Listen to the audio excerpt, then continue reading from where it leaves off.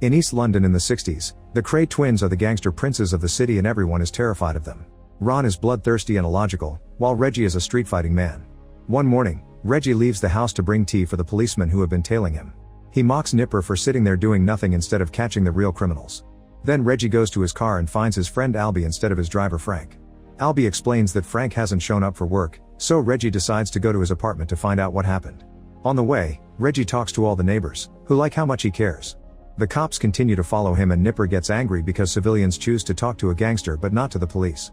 At the apartment, Reggie meets Frank's sister Frances and flirts with her until her mother sends her back inside. Eventually Frank comes out and finally gets to work. During the trip, Reggie keeps asking Frank things about Frances. Eventually they stop by an alleyway, where Reggie and Albie quickly sneak away. Nipper stops the police car too and tries to follow them, but no matter how fast he runs, he loses track of them. Afterward to threaten the psychiatrist in charge of Ron's evaluation. The doctor is so terrified after hearing Reggie's name that he tells the parole board that Ron is healthy now and can be released.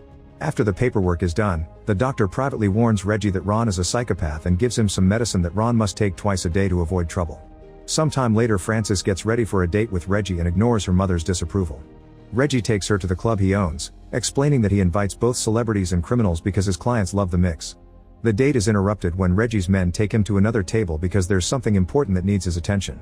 It turns out that Jack has been stealing some of the money he gets from selling illegal substances as part of Reggie's operation. To Jack's surprise, Reggie forgives him as long as he brings the money back tomorrow and promises not to steal again. Reggie even gives him a cigarette, only to then hit Jack and threaten to kill him if he does something stupid again. Then Reggie returns to the date and tries to bond with Frances. She asks him if he enjoys being a gangster and he pretends he isn't. Instead he says he's just a club owner. He gives a funny speech about the state of the world and Frances kisses him. A few weeks later, Reggie takes Frances to the forest so he can introduce